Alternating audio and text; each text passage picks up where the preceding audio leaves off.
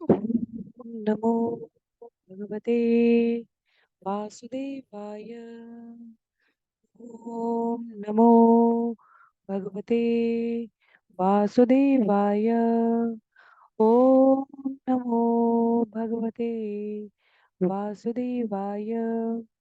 हरे कृष्णा। सभी भक्तों को सादर प्रणाम। श्रीमद् भागवतम महापुराण सत्रों की श्रृंखला में आज सत्र 591 591 में सब भक्तों का स्वागत है। हम सभी यहाँ पर श्रीमद् भागवतम महापुराण को अंतर्राष्ट्रीय कृष्ण भावनामृत संघ के संस्थापक आचार्य कृष्ण कृपा मूर्ति श्री श्रीमद अभय चरणारविंद भक्ति वेदांत स्वामी श्रील प्रभुपाद की पुस्तक के माध्यम से भक्तों के संग श्रवण और पठन करने का प्रयास कर रहे हैं। जैसा कि सत्रों का प्रारूप है, वर्तमान विषय वस्तु का संक्षिप्त अवलोकन, तत्पश्चात मंगलाचरण और उसके बाद एक एक श्लोक का वाचन और अनुवाद श्रवण और पठन करते हुए हम सभी इस सत्र में आगे बढ़ने का प्रयास करेंगे।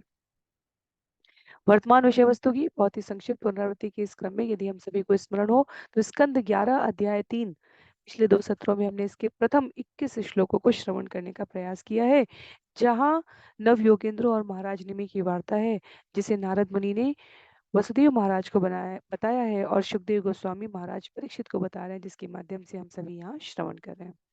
महाराज निमि द्वारा जनमानस के कल्याण के लिए 9 प्रश्न पूछे गए हैं और उसमें प्रश्न संख्या 3 इस अध्याय 3 में आरंभ होता है, जिसमें बहिरंगा शक्ति के बारे में, भगवान की माया शक्ति क्या है। तो उसमें जीव के उद्भूत होने से लेकर माया के प्रभाव में किस प्रकार जीव आबद्ध रहकर जन्म जन्मांतर तक की योनियों में भ्रमण करता रहता है, उसका उल्लेख किया गया है।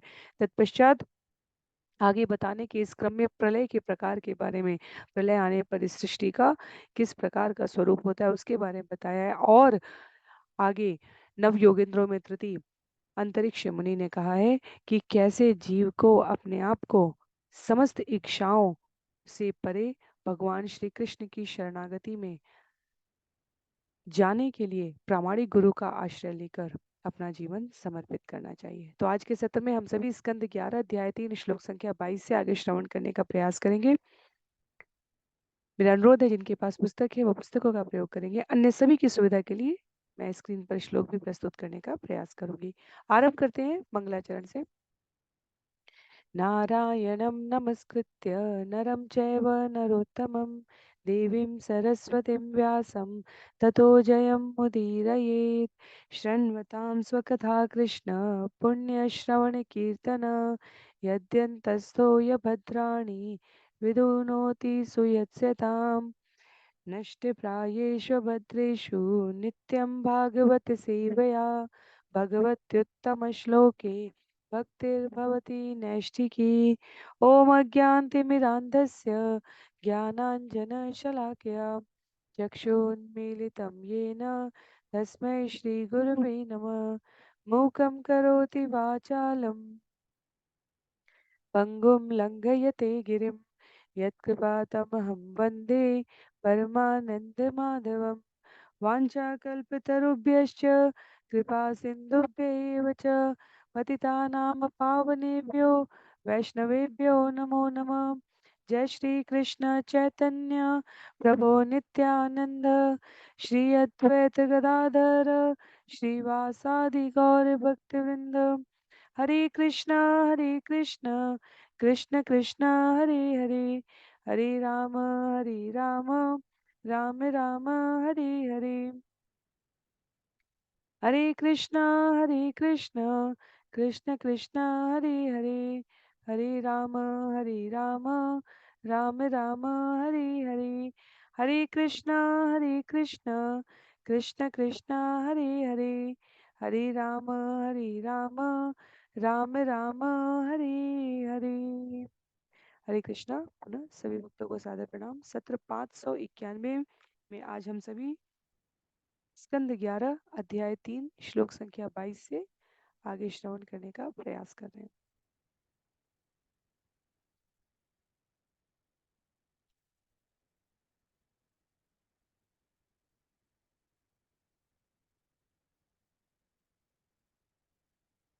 तत्र भागवतान् धर्मान् शिक्षेत गुरुरात्मदेवत अमायया अनुवृत्त्या ये तुष्येतात्म आत्मदहरि। तत्र भागवतान् धर्मान् शिक्षेत् गुरु आत्मदैवत अमायया अनुवृत्त्या यतुष्येतात्म आत्मदो हरि। प्रामाणिक गुरु को प्राण एवं आत्मा तथा आराध्य देव मानते हुए शिष्य को चाहिए कि उससे शुद्ध भक्ति की विधि सीखे। समस्त आत्माओं के आत्मा भगवान हरि अपने आप को अपने शुद्ध भक्तों को सौंपने के लिए उद्यत रहते हैं। इसलिए शिष्य को अपने गुरु से द्वैत रहित होकर भगवान की श्रद्धापूर्ण तथा उपयुक्त विधि से सेवा करना चाहिए, जिससे वे तुष्ट होकर श्रद्धालु शिष्य को अपने आप को सौंप सके। तो ये बहुत महत्व की बात है, जहाँ सनातन हमें गुरु के प्रति निष्ठावान होना सिखाता है, वहीं सनातन में इसका पूर्ण स्पष्टीकरण है कि कैसे गुरु के प्रति समर्पित होने से पहले हम कौन सतगुरु है, कौन वास्तव में गुरु शिष्य परंपरा के आचार्यों में आया हुआ प्रामाणिक गुरु है, उसको पहचान सके। तो गुरु के दो लक्षण बताए गए हैं, स्वरूप लक्षण और तटस्थ लक्षण। और उसमें कहा गया है स्वरूप लक्षण में एकमात्र लक्षण की आवश्यकता है, वो है भगवान श्री कृष्ण के प्रति पूर्ण शरणागति दिखना। ये एक लक्षण तटस्थ गुणों को, गौण गुणों को, जिसमें निरभिमान, निरहंकार, सहिष्णु होना, समदर्शी होना, मितभाषी होना, अनेकों प्रकार के लक्षण पहले से व्यक्त हैं, वो उद्भूत होने लग जाते हैं। तो शुद्ध भक्त को अपने को प्रदान करने की प्रवृत्ति सामान्य जनमानस के रूप में, साधक के रूप में हमारे भीतर उपस्थित होनी चाहिए। गुरु से भगवान को अभिन्न समझते हुए, दोनों स्तर पर भिन्न और अभिन्न दोनों ही समझते हैं, क्योंकि गुरु सदैव भगवान की सेवा में संलग्न है, इसलिए जीव को सदैव भगवान की सेवा में संलग्न साधक की सेवा करने का अवसर नहीं चूकना चाहिए। श्रील विश्वनाथ चक्रवर्ती ठाकुर कहते हैं, जब भगवान किसी शुद्ध भक्त को अपने आप को अर्पित कर देते हैं, तो ऐसा भाग्यशाली भक्त भगवान का दर्शन कर पाता है, उनका स्पर्श कर पाता है, उनकी प्रत्यक्षता सेवा कर पाता है। और श्रील भक्ति सिद्धांत सरस्वती ठाकुर स्पष्ट करते हैं कि गुरु को कभी भी संसारी व्यक्ति नहीं मानना चाहिए, ना ही अपने स्तर पर। शरीर से समान दिखने का अर्थ ये नहीं है कि गुरु सामान्य सामाजिक स्तर पर है। गुरु सदैव भगवान के श्री चरण कमलों की शरण में रहने वाला होता है। श्रील रूप गोस्वामी ने निष्ठावान भक्त की प्रगति की जो 4 प्रारंभिक अवस्थाएं बताई, आचार्यों ने यहाँ इसे तात्पर्य में संकलित किया है। कहते हैं श्रील रूप गोस्वामी, गुरुपादाश्रयस्तस्मात् कृष्ण दीक्षादि शिक्षणम विश्रम्भेण गुरो सेवा साधु वर्तमानुवर्तमन। प्रामाणिक गुरु के चरण कमलों की शरण ग्रहण करना, गुरु द्वारा दीक्षित किया जाना और उससे भक्ति करने की विधि सीखना, श्रद्धा तथा भक्ति पूर्वक गुरु के आदेशों का पालन करना तथा गुरु के निर्देशन में महान आचार्यों के पद चिन्हों का अनुसरण करना।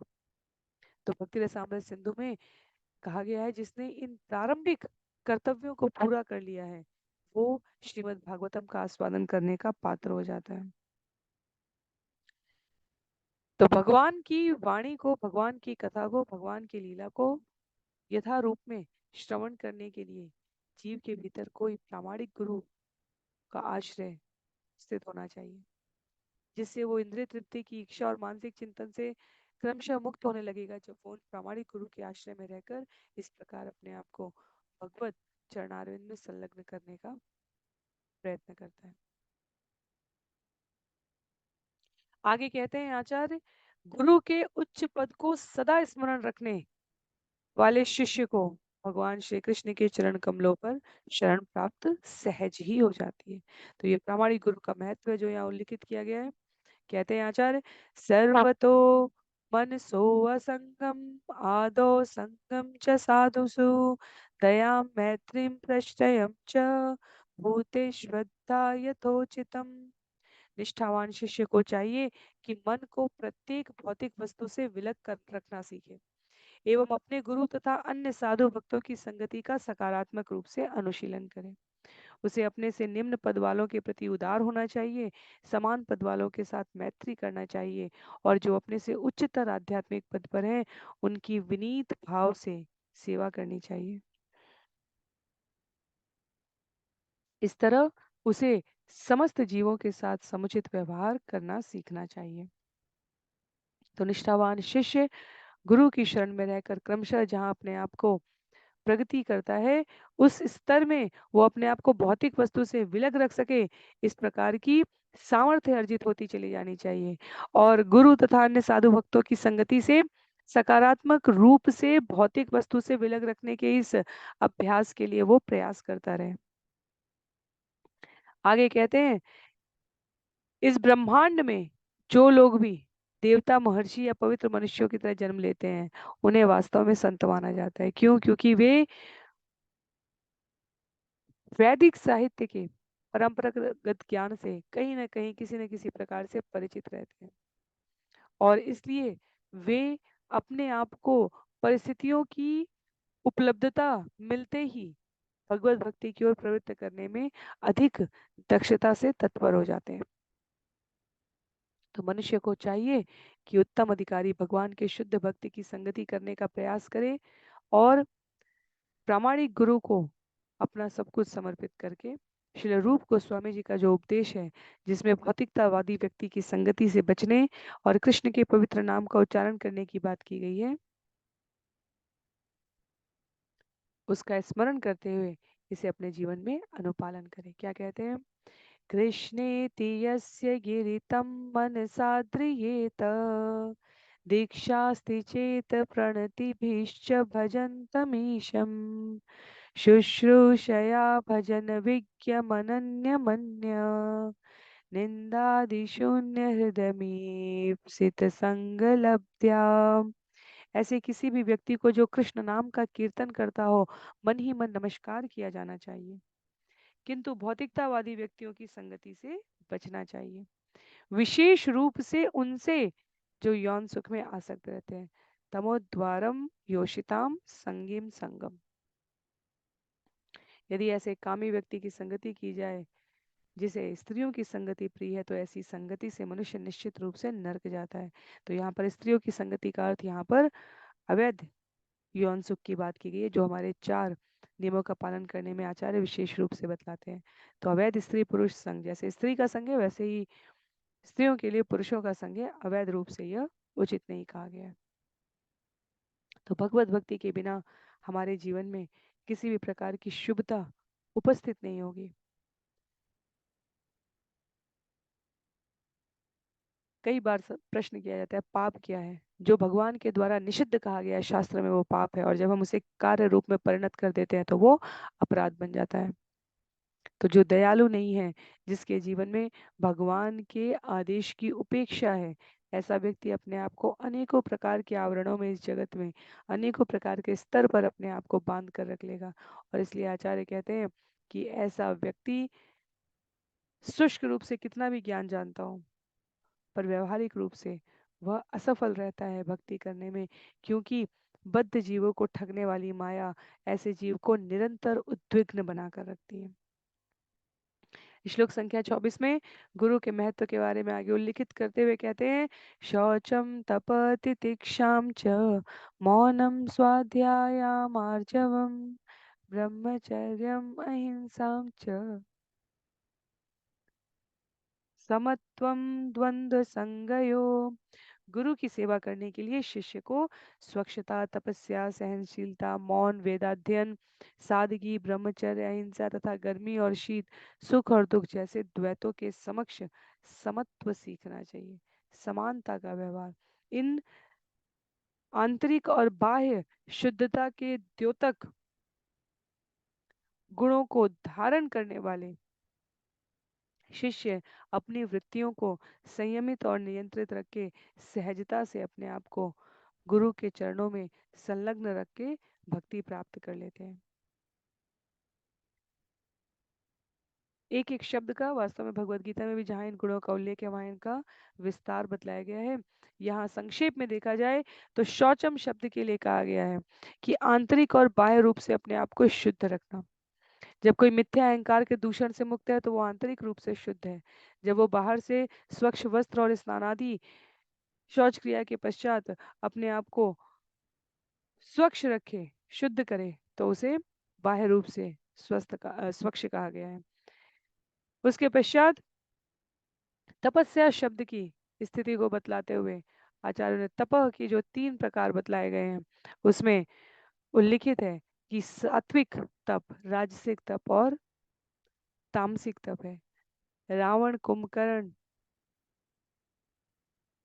हिरण्यकशिपु जैसे साधुकों द्वारा किया गया तप तामसिक तप था।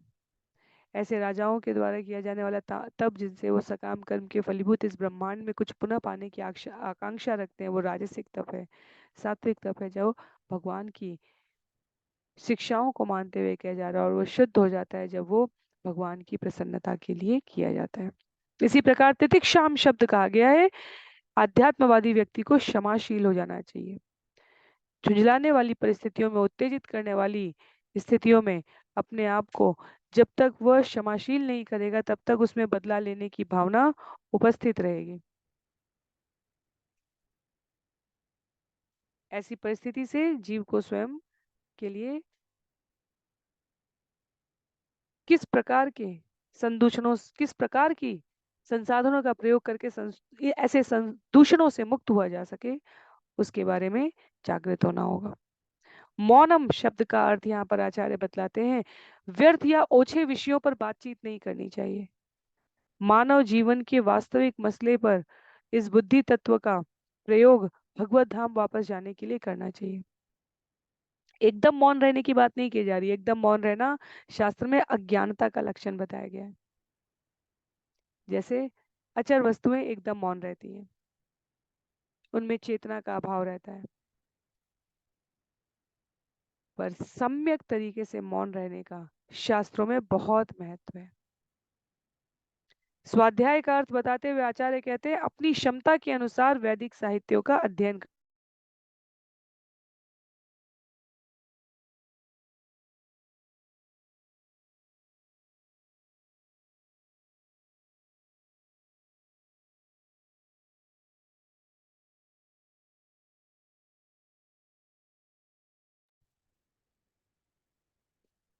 तो स्वाध्याय का अर्थ कहा गया अपनी क्षमता के अनुसार वैदिक साहित्य का अध्ययन करना, ऐसे ग्रंथ पढ़ना जिसमें भगवान की सेवा करने की इच्छा बढ़ाने वाले विचार संकलित किए गए हों।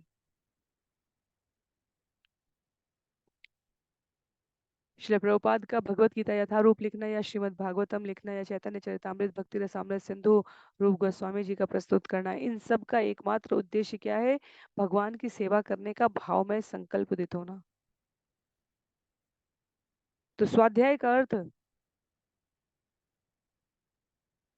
धार्मिक संदर्भ में भी काल्पनिक पढ़ने के लिए नहीं कहा गया। मिथ्या प्रतिष्ठा बढ़ाने के लिए बड़े बड़े श्लोक, बड़े बड़े गद्य और पद्य स्मरण करने की बात नहीं की जा रही है। ऐसी पुस्तकें पढ़नी चाहिए जो ज्ञान तथा वैराग्य के विषय में व्यवहारिक आध्यात्मिक प्रगति की प्रेरणा दे सके। उसके पश्चात गुणों में उल्लेख किया गया है आर्जवम का। आर्जवम शब्द सादगी या सरलता का सूचक होता है। जब मनुष्य की चेतना शुद्ध बुद्ध हो चुकी होती है तो वो कुटिल साधनों को यूं ही छोड़ चुका होता है, तो वो सादगी और सरलता का सूचक होता है। अहिंसा शब्द सूचित करता है जीवों के प्रति हिंसा न करना। हिंसा केवल शरीर से नहीं होती, हिंसा वाणी और विचारों से भी होती है। जब भृगु महाराज, हमने इसी भागवतम में श्रवण किया, शिव जी के पास पहुंचते हैं तो शब्दों से कहकर, ब्रह्मा जी के पास पहुंचते हैं तो विचार से, और विष्णु के पास पहुंचते हैं तो शारीरिक रूप से उनके ऊपर हिंसा करके उनमें से कौन परम सौम्य है इसकी परीक्षा ले रहे होते हैं। तो इन गुणों को यहाँ पर इस प्रकार विस्तार से तात्पर्य में व्यक्त करने का अभिप्राय ये है कि सामान्यतया हम इन सबको एक जैसा समझ, ठीक है, कोई अहिंसा है, कोई किसी के जीवन में हिंसा है, कोई सहिष्णु है, किसमें मौन है, किसी में तितिक्षा सहन करने की शक्ति, पर वास्तव में इनको परिस्थितियों में हम कैसा प्रयोग करते हैं वो एक दक्ष साधक और एक कनिष्ठ साधक में अंतर कर देता है। आगे कहते हैं अंतरिक्ष सर्वत्रात्म ईश्वरेन्वीक्षां कैवल्यम अनिकेतताम विविक्त वसनम संतोषम ये न केनचित। मनुष्य को चाहिए कि अपने को नित्य आत्मा के रूप में और भगवान को हर वस्तु का परम नियंता देखते हुए ध्यान करें। ध्यान में वृद्धि लाने के लिए वह एकांत स्थान में रहे और अपने घर तथा घर की सामग्री के प्रति झूठी आसक्ति को त्याग दे। नश्वर शरीर के अलंकरण को त्याग कर मनुष्य अपने को चीथड़ों से या वृक्षों की ढाल से छाल से ढके। इस तरह उसे किसी भी भौतिक परिस्थिति से संतुष्ट रहना चाहिए।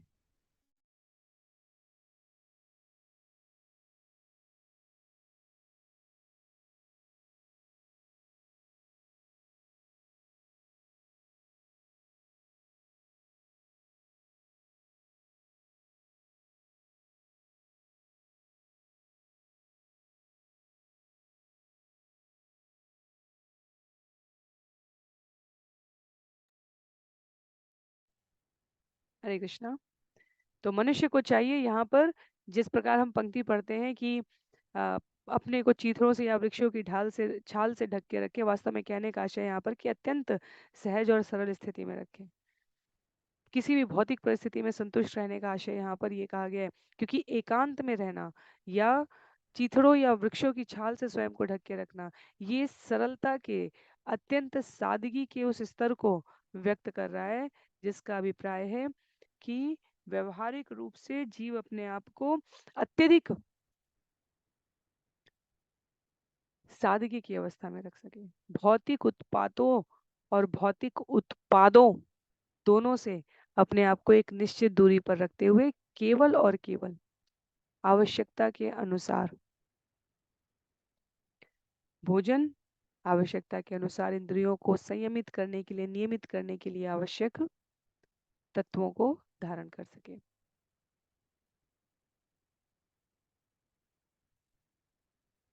श्रीमद् भगवत गीता की बहुत ही काम की पंक्ति यहाँ पर कि मृत्यु के समय इस जीवन में हम जो भी चेतना उत्पन्न कर लेते हैं वही हमें हमारी भावी स्थिति तक लेकर जाती है। तो मनुष्य जीवन एक प्रकार का ये अभ्यास है जहाँ पर हम कठिन परीक्षा के समय परम सत्य में अपने मन को सफलतापूर्वक टिका सकते हैं या नहीं, इसका अभ्यास किया जा रहा है। एकांत का अर्थ वास्तव में किसी पर्वत गुफा कंदरा में जाने के लिए नहीं कहा गया। एकांत का अर्थ वास्तव में कहा गया है अपने आप को सभी प्रकार के झंझावातों उत्पादों के मध्य भी एकनिष्ठ तरीके से, एकांतिकी की तरीके से अपनी आत्मा की गहराई तक स्वयं का स्वभाव समझते हुए उस जीवन का उद्देश्य समझते हुए व्यवहार करने के लिए कहा गया है। आगे कहते हैं श्रद्धां भागवते शास्त्रे अनिंदामन्यत्र चापि मनो वाक्कर्म दंडम च सत्यम शम दमावपि। मनुष्य को यह अटूट श्रद्धा होनी चाहिए कि उन शास्त्रों का अनुसरण करने से उसे जीवन में पूर्ण सफलता मिलेगी जो पूर्ण पुरुषोत्तम भगवान के यश का वर्णन करते हैं। इसी के साथ उसे अन्य शास्त्रों की निंदा करने से अपने को बचाना चाहिए। उसे अपने मन, वाणी तथा शारीरिक कर्मों पर कठोर नियंत्रण रखना चाहिए। सदैव सच बोलना चाहिए और मन तथा इंद्रियों को पूरी तरह वश में रखना चाहिए। तो पुनः ये शिक्षाएं हमें हमेशा से ज्ञात होती हैं। आचार्य ने यहाँ तक कहा है कि जीवन जीने के लिए जितना ज्ञान चाहिए वास्तव में वो जीवन के आरंभिक दशक में हमें प्राप्त हो जाती है। अपने शरीर को सुनियंत्रित व्यवस्थित रखने के लिए, अपने जीवन को सुगमता से संचालित करने के लिए बहुत कम ज्ञान की आवश्यकता है। अंतर आता है जब जीव उसका पालन नहीं कर पाता, तब वो ज्ञान की विभिन्न धाराओं में अपने आप को प्रवाहित करते रहना चाहता है ताकि वो अपने आप को ये विश्वास दिला सके कि वो कुछ श्रेष्ठ करने की चाह रखता है। पर यदि वो व्यवहार में नहीं है, आचरण में नहीं है, तो वो उससे कभी भी अपने आप को संतृप्त नहीं रख पाता। तो मन, वाणी और शारीरिक कर्मों पर नियंत्रण रखना, सदैव सच बोलना, मन इंद्रियों को वश में रखना, शास्त्र की निंदा करने से स्वयं को बचाना, भगवान के श्री चरणों में और उनके शब्दों में जिन्हें शास्त्र कहा गया है उनमें अटूट विश्वास होना कि इससे उसे पूर्ण सफलता मिलेगी। इससे अतिरिक्त ज्ञान की आवश्यकता नहीं है। चैतन्य चरितामृत जहाँ इन सभी ज्ञान को अत्यंत सरलतम शब्दों में कहा गया है, वहाँ आचार्य लिखते हैं, मध्य लीला अध्याय 22 श्लोक संख्या 62 में लिखा है, श्रद्धा शब्दे विश्वास कहे सुदृढ़ निश्चय, कृष्ण भक्ति कैले सर्व कर्म कृत है। कृष्ण की प्रेमा भक्ति करने पर मनुष्य समस्त गौण कर्मों को अपने आप कर ले जाता है। भक्ति संपन्न करने के लिए अनुकूल दृढ़ विश्वास ही श्रद्धा कहलाती है। तो कलयुग में ये विशेष रूप से प्रासंगिक है। जो साधक अपनी भक्ति को साध कर रहता है, उसके जीवन के अन्य कार्य भी सरलता पूर्वक संपादित होते चले जाते हैं, स्वतः होने लग जाते हैं। क्योंकि इस कलयुग के कलिकाल में भक्ति को साधना वो अत्यधिक अनुकूल दृढ़ विश्वास अर्थात श्रद्धा के द्वारा ही संभव।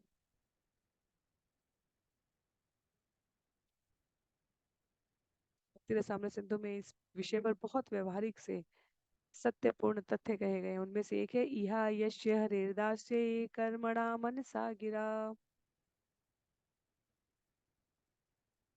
निखिला स्वप्यवस्थासु जीवन मुक्त स उच्यते। अपने शरीर मन बुद्धि तथा वाणी से कृष्ण की सेवा में कर्म करते हुए मनुष्य इस जगत में भी मुक्त पुरुष है, भले ही वह अनेक भौतिक कार्यों में क्यों न लगा हो। तो इस जगत में भी इसीलिए स्वर्ग और नरक की, उच्च लोक और अधोलोक की अलग से चाह करने की इस जगत में आवश्यकता नहीं होती।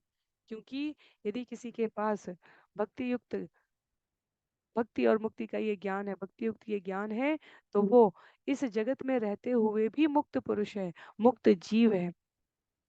क्योंकि अपने उसने अपनी मन बुद्धि वाणी इंद्रिय का समुचित उपयोग करना सीख लिया। इसलिए भक्त वैकुंठ की भी कामना नहीं करता, वो सिर्फ इतनी कामना करता है कि मैं जहां भी रहूं वहां मुझे भगवान का नाम स्मरण करने का अवसर प्राप्त हो, भगवान की सेवा करने का अवसर प्राप्त हो। और ये इतना सहज नहीं है।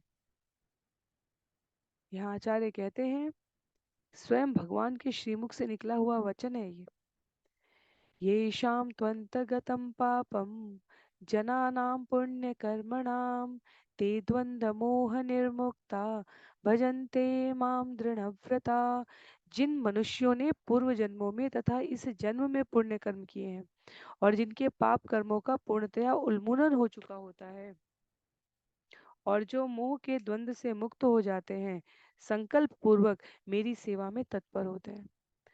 तो भगवान की सेवा में तत्पर करने होने के लिए जीव को मोह के द्वंद से मुक्त होना पड़ता है। कम से कम पूर्णतया मुक्त ना हो जीव तो इतना अनुभव करना आवश्यक है कि मोह के द्वंद से मुक्त होने पर भगवान की सेवा सरलता से की जा सकती है। प्रारब्ध के और वर्तमान के सभी प्रकार के द्वंद्वों से मुक्त होकर पाप का विचार त्याग कर अर्जित पुण्य कर्म के आधार पर जीव इस सेवा का भागी बन पाता है। कहते हैं आचार्य कि आध्यात्मिक पद पर आसीन होने की यही विधि है। और ऐसी विधि शुद्ध भक्तों की संगति में रहकर पालन करने से ही हमारे स्वभाव में आती है। क्योंकि शुद्ध भक्त स्वयं मोह से उबर चुका है, तभी वो अन्यों को इसके लिए प्रेरित कर सकता है।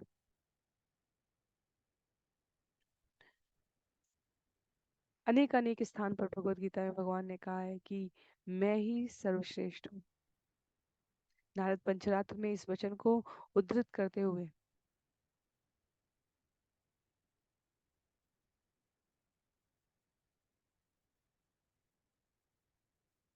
लिखा है, आराधितो यदि हरिस्तपसा ततः किम, नाराधितो यदि हरिस्तपसा ततः किम, अंतर्बहिर्यदि हरिस्तपसा ततः किम, नान्तर्बहिर्यदि हरिस्तपसा ततः किम।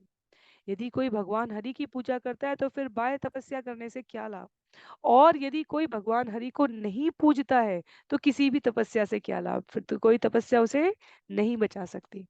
यदि कोई ये समझ लेता है कि हरि अंदर तथा बाहर सर्वव्यापक है तो फिर तपस्या करने की आवश्यकता ही क्या है। और यदि कोई यह नहीं समझ सकता कि हरि सर्वव्यापक है तो फिर तपस्या करने से क्या लाभ है? तो ये कहने के लिए वाक्य व्यंजना लग सकती है, संस्कृत अलंकारिक भाषा लग सकती है, पर कहने का अर्थ ये है, जिसके जीवन में भगवान है, उसके जीवन में यदि कुछ और नहीं भी है, क्या अंतर पड़ता है? और जिसके जीवन में भगवान नहीं है, उसके जीवन में और सब कुछ आ जाए तो भी क्या है? जिसने ये समझ लिया है कि भगवान सर्वव्यापक है, उसको किसी भी स्थिति में भय और अभय का स्पष्ट अंतर है। जो इस सर्वव्यापकता को समझ लिया, उसके लिए अलग से तपस्या करने की क्या आवश्यकता है? और जिसने ये नहीं समझा है, वो कितनी भी सेवा में अपने आप को संलग्न कर ले, उससे क्या लाभ है? श्रील भक्ति सिद्धांत सरस्वती ठाकुर शब्दों में कहते हैं, जीवन की अंतिम सिद्धि पाने का एकमात्र साधन भगवान के चरण कमलों की भक्ति है, अर्थात अपने आप को भगवान के चरणों का दास मानना है। और भगवान के चरणों का दास मानने करते हैं जो भगवान के श्री चरण को अपने हृदय में धारण करते हैं, उनका दास बनना। तो ये अत्यंत ही सरल विषय है, पर साथ ही साथ अत्यधिक संयम का विषय है, गंभीर चिंतन का विषय है।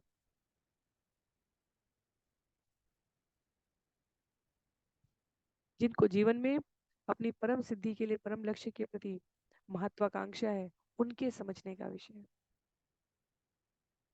श्लोक संख्या 27 और 28 में अंतरिक्ष बिल्कुल व्यवहारिक शिक्षा देते हुए कहते हैं, श्रवणम कीर्तनम ध्यानम हरे अद्भुत कर्मण जन्म कर्म गुणानां च ततर्थे अखिल चेष्टितम इष्टम दत्तम तपोजप्तम वृत्तम यच्चात्मन प्रियम धारान् सुतान् गृहान् प्राणान् यत्परस्मै निवेदनम। मनुष्य को चाहिए कि भगवान के अद्भुत दिव्य कार्यकलापों के विषय में सुने, उनका गुणगान करे और ध्यान करे। उसे विशेष रूप से भगवान के प्राकट्यों, कार्यकलापों, गुणों तथा पवित्र नामों में लीन रहना चाहिए। इस प्रकार प्रेरित होकर उसे अपने नैतिक समस्त कार्य भगवान को अर्पित करते हुए संपन्न करने चाहिए। मनुष्य को चाहिए कि केवल भगवान की तुष्टि के लिए ही यज्ञ, दान तथा तप करे। इसी तरह वह केवल उन्हीं मंत्रों का उच्चारण करे जो भगवान की महिमा का गायन करते हो। उसके सारे धार्मिक कृत्य भगवान की भेंट के रूप में संपन्न हो। उसे जो भी वस्तु अच्छी या भोग्य लगे, उसे वह तुरंत भगवान को अर्पित कर दे। यहाँ तक कि वह अपने पत्नी, बच्चे, घर तथा अपने प्राण भी भगवान के चरण कमलों पर अर्पित कर दे। तो कैसा होना चाहिए भक्त का जीवन? कैसी उसके जीवन में विचार, कार्य और अन्यों को संग देने की शैली होनी चाहिए? जब भगवत गीता अध्याय 9 श्लोक संख्या 27 में भगवान ने कहा था, यत करोषि यदश्नासि यज्जुहोषि ददासि यत तपस्यसि कौन्तेय तत्कुरुष्व मदर्पणम। हे कुंती पुत्र, तुम जो कुछ करते हो, जो खाते हो, जो अर्पित करते हो, दान करते हो, तपस्या करते हो, उसे मुझे भेंट स्वरूप दे दो। तो प्रत्येक व्यक्ति का कर्म है। आचार्य हमें मार्गदर्शन देते हुए कह रहे हैं कि जीवन को इस प्रकार ढाले, किसी भी दिशा में कृष्ण को न भूल पाए। कई लोग कई स्थानों पर, मायापुर, द्वारका, दिल्ली, मुंबई, सामान्य इस्कॉन के केंद्रों पर भी जीवन की हर शैली में भगवान को स्मरण कर सके, इसके लिए कई बार घड़ी का जो डायल होता है, चाहे हाथ की घड़ी हो, चाहे दीवार की घड़ी हो, उस पर भगवान के चित्र होते हैं। जब हम समय देखें तो हम पहचान सकें कि समय स्वयं भगवान है। हमारे ब्रेसलेट होते हैं, गले में कुछ पहनने का होता है, कान का होता है, हमारे मस्तक पर जो चंदन तिलक है वो होता है। हमारे वस्त्र, चाहे गोपी ड्रेस हो, चाहे साड़ियाँ हो, चाहे कुर्ते हो, चाहे दुपट्टा हो जिस पर हरि नामामृत लिखा हुआ होता है, हमारे घूमने के स्थलों के अनुसार, हमारे खाने की अभिलाषाओं के अनुसार, भोग व्यंजन, विभिन्न प्रकार के कार्यक्रमों का आयोजन, यात्राओं का संकलन किस लिए किया जा रहा है? ताकि किसी भी दशा में कृष्ण को न भूलें, किसी भी दशा में।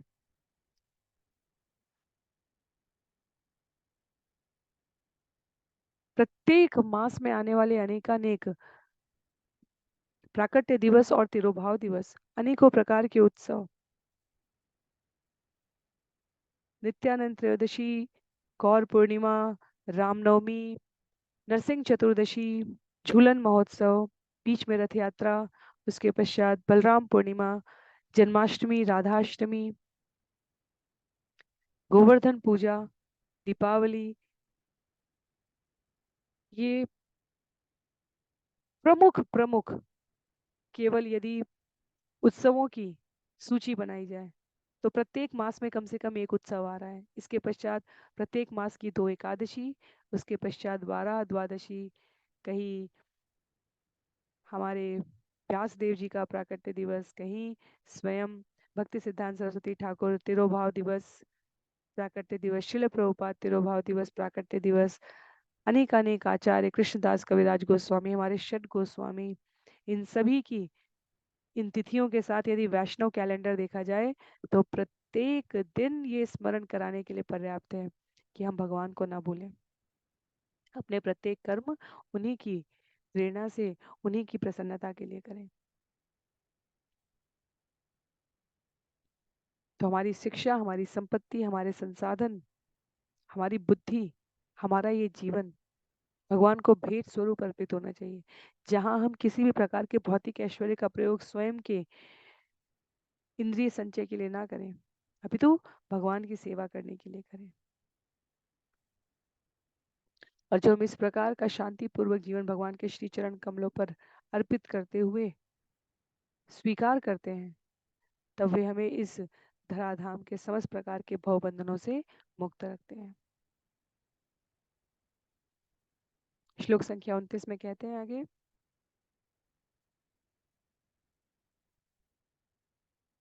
एवं कृष्णात्मनाथेषु मनुष्येषु च सौह्यदं परिचर्यां चोभयत्र महत्सु नृषु साधुषु। जो अपने चरम स्वार्थ का इच्छुक है उसे उन व्यक्तियों से मैत्री करनी चाहिए जिन्होंने कृष्ण को अपना जीवन नाथ मान लिया है। उसे समस्त जीवों के प्रति सेवा भाव भी उत्पन्न करना चाहिए। उसे मनुष्य रूप में पैदा हुए लोगों की और इनमें से विशेष रूप से उनकी सहायता करनी चाहिए जो धार्मिक आचरण के सिद्धांत को अपनाते हैं। धार्मिक व्यक्तियों में से भगवान के शुद्ध भक्तों की सेवा की जानी चाहिए। तो भगवत भक्तों की सेवा करना सर्वोपरि है। और उसके आगे और पीछे क्रमबद्ध तरीके से कहा गया है, यदि कोई बहुत बुद्धिमान है इस जगत में तो उसे क्या कहा जाता है, वो अपनी रिटायरमेंट की प्लानिंग, जैसे ही वो अपने 20वें 21वें 22वें साल में जॉब करना, रोजगार करना, धन अर्जित करना आरंभ करता है, कहते हैं परम बुद्धिमान व्यक्ति अपने रिटायरमेंट के लिए एक निश्चित भाग बचा के रखने लग जाता है। भक्ति सिद्धांत सरस्वती ठाकुर कहते हैं कि इससे भी परे जो केवल इस लोक के सुख के लिए नहीं परलोक के सुख के लिए भी कार्य करे, जो चरम स्वार्थ का इच्छुक है, वो भगवान के उन भक्तों से मैत्री कर लेता है जिन्होंने अपने आप के जीवन नाथ के रूप में भगवान को अपने व्यवहार में स्वीकार कर लिया है। तो केवल जन्म देने की बात नहीं की जा रही है यहाँ पर। जन्म के साथ यदि माता पिता संतान को ये समझा सके, ये सिखा सके, ये बता सके, ये अपने व्यवहार में दिखला सके कि कैसे भगवान और उनके भक्तों की सेवा जीवन का चरम लक्ष्य होना चाहिए, तब ऐसे भक्तों के द्वारा किए गए व्यवहार से भगवान अति प्रसन्न होते हैं।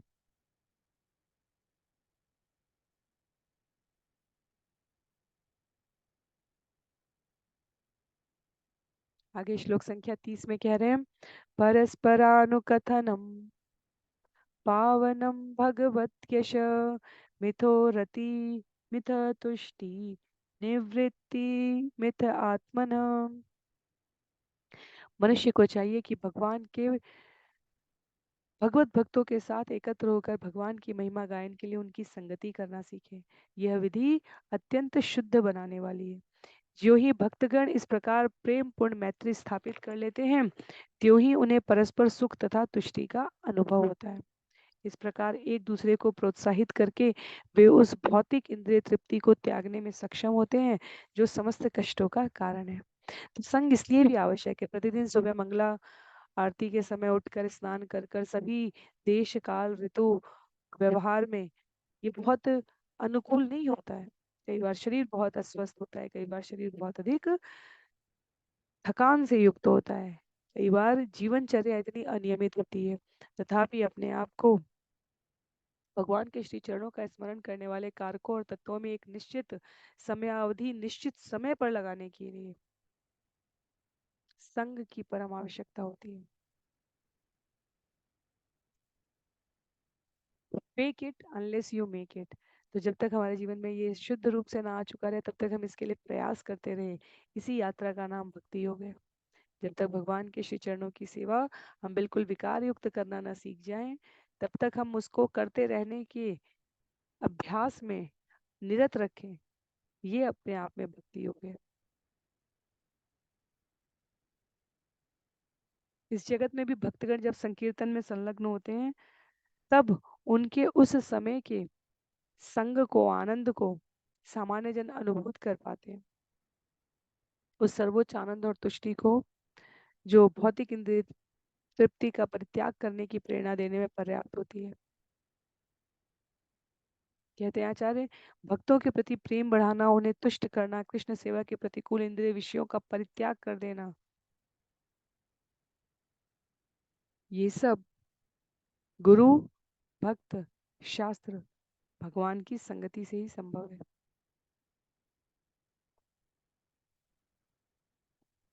श्लोक संख्या 31 में इस विषय को आगे उल्लेखित करते हुए कहते हैं,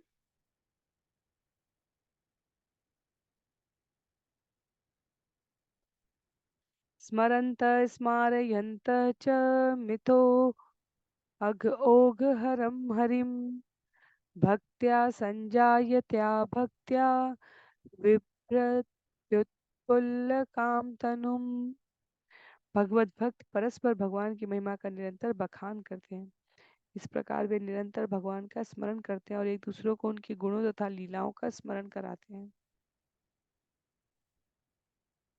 इस तरह से भक्ति योग के नियमों के प्रति अपनी अनुरक्ति से भक्तगण भगवान को प्रसन्न करते हैं, जो उनके सारे अशुभों को हर लेते हैं। समस्त व्यवधानों से शुद्ध होकर भक्त शुद्ध भगवत प्रेम जगा लेते हैं और इस प्रकार इस जगत में रहते हुए भी उनके आध्यात्मिकृत शरीरों में दिव्य आनंद भाव के लक्षण तथा रोमांच प्रकट होते हैं। तो ये बहुत महत्व की बात है।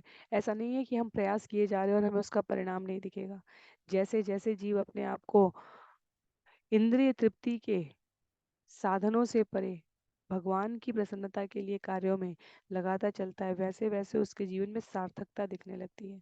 उसके चेहरे का तेज बढ़ जाता है, उसके व्यवहार की, वाणी की, उसके कार्य करने की शैली बदलने लग जाती है। जीव अपने आप को अधिक सामर्थ्यवान व्यक्ति के रूप में अनुभव करने लगता है और अंततः कहा जा रहा है कि जब शुद्ध प्रेम जीव जगा लेता है, तो इस जगत में रहते हुए भी अनेक आध्यात्मिक शरीरों के भाव, लक्षण, रोमांच उपस्थित होने लग जाते हैं।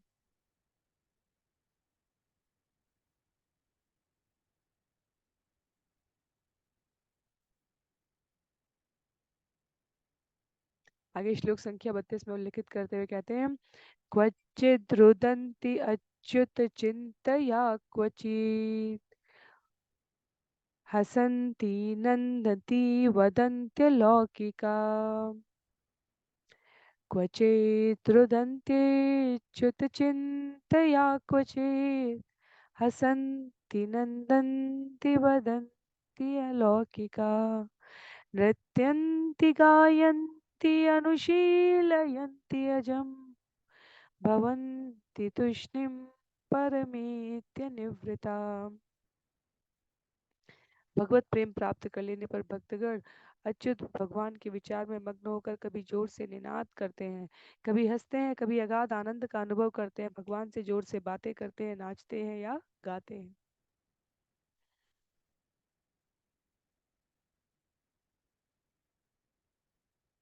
ऐसे भक्तगण दिव्य भौतिक बद्ध जीव की अवस्था को लांग कर कभी कभी अजन्मा परमेश्वर की लीलाओं का अनुकरण करते हैं और कभी उनका दर्शन पाकर वे शांत एवं मौन हो जाते हैं।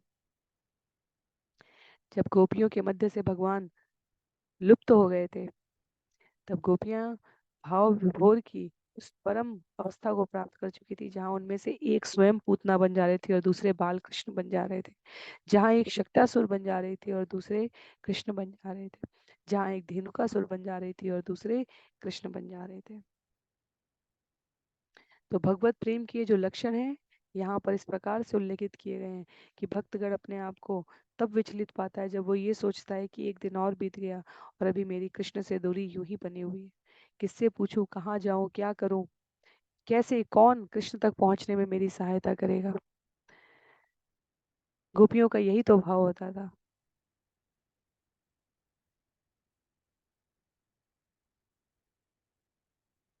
वो हर क्षण में भगवान को स्मरण करती थी, भगवान सामने हो जाते थे तो भी उनको उनकी प्रसन्नता का वर्धन करने के लिए उनकी ही प्रेरणा से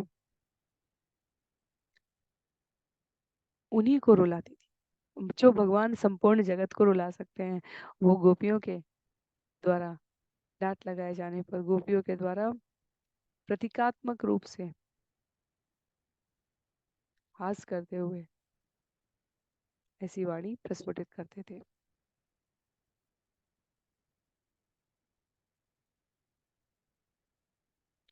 आगे उल्लेख आता है, श्रीधर स्वामी कह रहे हैं, अजम हरिम अनुशीलयंती तल लीलाम अभिनयंती। भक्तगण जब कभी कभी परम आनंदित होकर भगवान की लीलाओं का अनुकरण करते हैं तो ऐसे उदाहरणों में हमें गोपियों के उदाहरण को स्मरण रखना चाहिए। ये कोई साधारण स्तर नहीं है। सामान्यतः हम श्रवण करते हैं कि अनुशीलन करना चाहिए, यहाँ कहा गया है कि अनुकरण भी संभव है पर उस अवस्था को प्राप्त होने के पश्चात।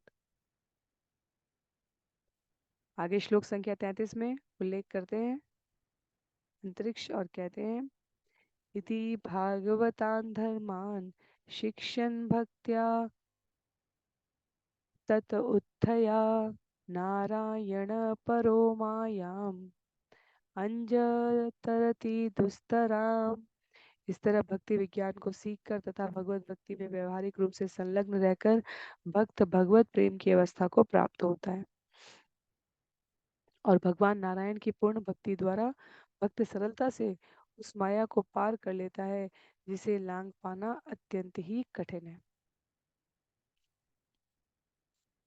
तो भक्ति विज्ञान को सीखने की बात हो रही है, भगवत भक्ति में व्यवहारिक रूप से संलग्न रहने की बात हो रही है और भगवत प्रेम की अवस्था को प्राप्त करने की बात है।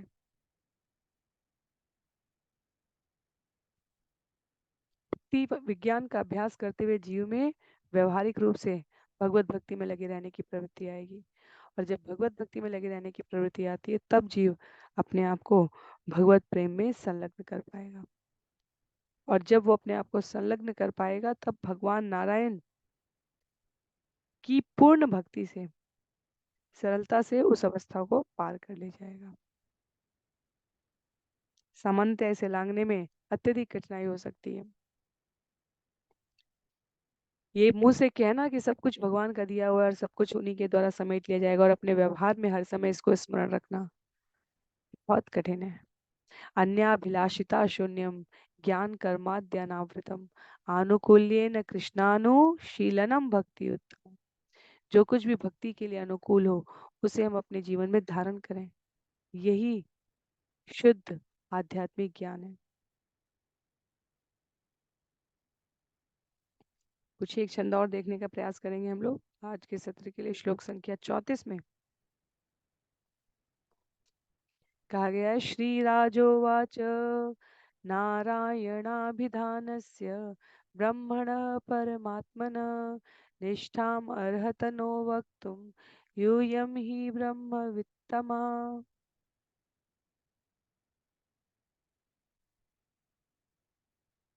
राजा निमि ने कहा, अतः कृपा करके मुझे उन भगवान नारायण के दिव्य पद को बतलाएं जो साक्षात परब्रह्म तथा हरेक के परमात्मा हैं। आप मुझसे कहें क्योंकि आप सभी जन दिव्य ज्ञान में परम निष्णात हैं। विचार करके हम लोग देखते हैं, उस अध्याय पर जाते हैं पुनः जहाँ महाराज निमि के प्रश्नों की सूची है। स्कंद 11 अध्याय 2 में महाराज परीक्षित के द्वारा पूछे गए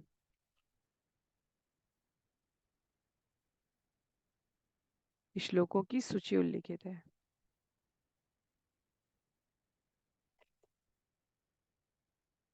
अध्याय 2 में श्लोक संख्या 19 में जहाँ ऋषभ देव के पुत्रों को परिचित कराते हैं सुखदेव गोस्वामी महाराज परीक्षित को, वहीं पर उल्लेख आता है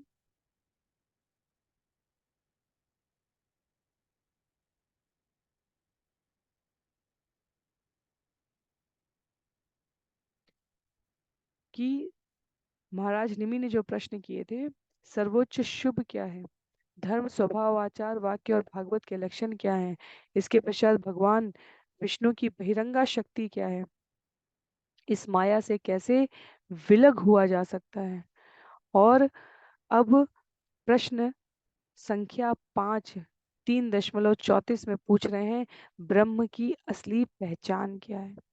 तो इस माया से कैसे विलग हुआ जा सकता है, इस प्रश्न संख्या 4 के उत्तर में ये 17 से लेकर 33 तक का संवाद है। आरंभ में मैंने संभवतः तृतीय मुनि अंतरिक्ष के बारे में ही कहा था। ये प्रबुद्ध के द्वारा चौथे प्रश्न का उत्तर भी यहाँ पर समाहित किया गया है।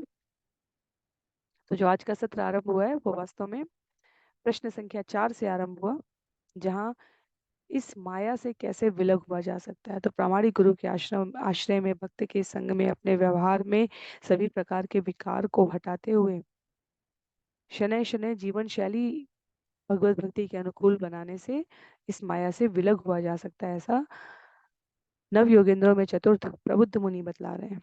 तो अब प्रश्न संख्या 5 स्कंद 11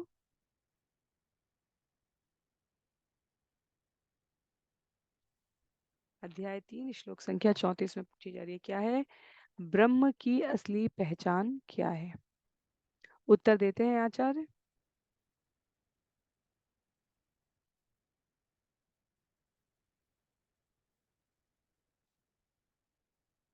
महाराज निमि के द्वारा पूछे गए इस प्रश्न का जो किया है निमि महाराज ने श्लोक संख्या 34 में, श्री राजोवाच नारायण अभिधानस्य ब्रह्मण परमात्मन निष्ठाम अर्हतनो वक्तुम यूयम ही ब्रह्मवित्तमा।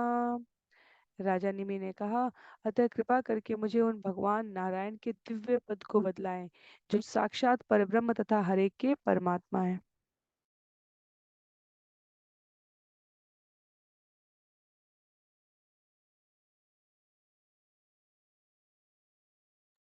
राजा निमि ने कहा, कृपा करके मुझे उन भगवान नारायण के दिव्य पद को बतलाएं जो साक्षात परब्रह्म तथा हरेक के परमात्मा हैं। आप मुझसे कहें क्योंकि आप सभी जन दिव्य ज्ञान में परम निष्णात हैं। तो यहाँ तक पूछे गए प्रश्न की प्रबुद्धता और व्यवहारिकता को समझते हुए निमि आगे जिज्ञासा कर रहे हैं, क्योंकि पिछले समस्त श्लोकों में मुनियों ने जो बतलाया है उसके सार में ये है कि भगवान की शुद्ध भक्ति से माया के सागर को सरलता से पार किया जा सकता है। तो इसलिए यहाँ पर महाराज निमि के द्वारा भगवान के विषय में विशेष जानकारी प्राप्त करने की अभिलाषा है। आचार्यों के एक मत में राजा निमि को भगवत भक्त कहा गया है, पर वो अपने प्रश्न से स्पष्ट कर रहे हैं कि भगवान सर्वोच्च दिव्य सत्य हैं। यह सामान्य जनमानस को सरलता से कैसे प्राप्त हो सके, इसके बारे में बतलाएं। तो अब श्लोक संख्या 35 में जहाँ इस विषय पर संवाद होना आरंभ है, वहां नव योगेंद्रों में पंच पिप्पलायन उत्तर देते हैं। क्या कहते हैं? श्री पिप्पलायन उवाच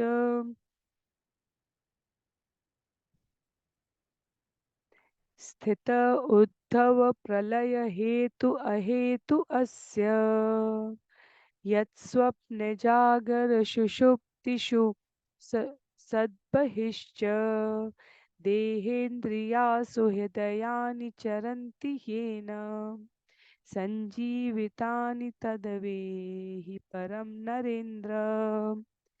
स्थिति उद्भव प्रलय हेतु अहेतु अस्य यत्स्वप्न जागर सुषुप्ति बहिश्च देहेन्द्रियासु ह्यदानि चरन्ति येन संजीवितानि तदवेहि परम नरेंद्र।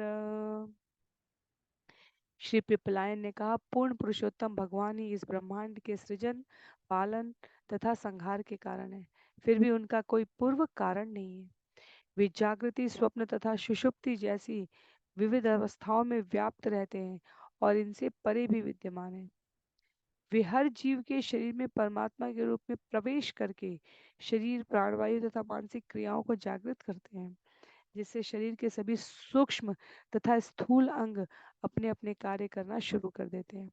हे राजन, यह जान ले कि भगवान सर्वोपरि है। तो पिपलान यहाँ पर बता रहे हैं भगवान की सर्वोपरता को। चाहे नारायण हो, ब्रह्मा हो, परमात्मा हो, पिपलायन मुनि परब्रह्म के इन तीन स्वरूपों का क्रमबद्ध अध्ययन प्रस्तुत करेंगे।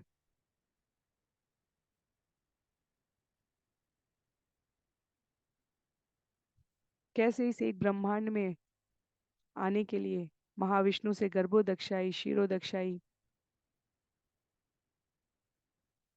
विष्णु का उद्भव हो रहा है, उसके बारे में पिपलायन मुनि के द्वारा हमें श्रवण करने का अवसर प्राप्त होगा। यदि बिल्कुल आरंभ में श्रीमद् भागवतम स्कंद 1 अध्याय 3 श्लोक संख्या 1 देखा जाए तो वहां पे उल्लेख है, जग्रहे पौरुषम रूपम भगवान महद आदि भी संभूतम शोषण कलमादो लोक शिष्यक्षया। जब भगवान ने पुरुष अवतार का विराट रूप धारण किया और सृष्टि के समस्त अवयवों को प्रकट किया है, तो 16 तत्वों की वहां पर पुष्टि की गई है। तो सृष्टि को प्रकट करने के रूप में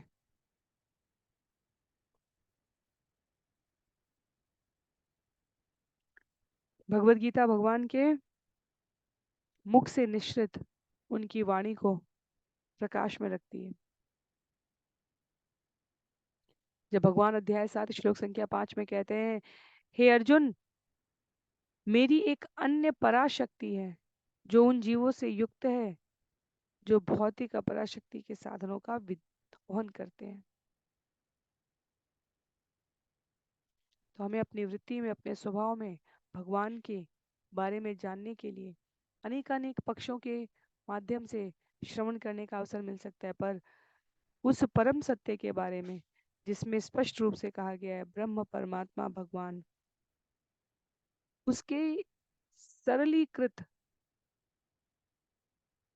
अनुभूति को स्पष्ट करने के लिए सूर्य एक गोले के रूप में उल्लेखित किया गया है। जैसे ब्रह्म है वैसे सूर्य की किरणें हैं। जैसे परमात्मा है, आकार नहीं दिख रहा है हमें, वैसे सूर्य का गोला है। और जैसे स्वयं सूर्य देव हैं, वैसे पूर्ण पुरुषोत्तम भगवान श्री कृष्ण का स्वरूप है। तो ये उपमा, सूर्य और चंद्र भी भगवान से उदित होते हैं। भगवान ने कहा है, तथापि कृष्णस्तु भगवान स्वयं। समस्त कारणों के कारण भगवान के असंख्य विष्णु अंशों को भी श्री कृष्ण का अंश समझा जाना चाहिए। आगे श्लोक संख्या 36 से हम लोग अगले सत्र में श्रवण करने का प्रयास करेंगे। अभी के लिए इतने पे इस सत्र को रोकेंगे। श्रील प्रभुपाद की जय, श्रील गुरुदेव की जय, अनंत कोटि वैष्णव वृंद की जय, श्रीमद् भागवतम महापुराण की जय।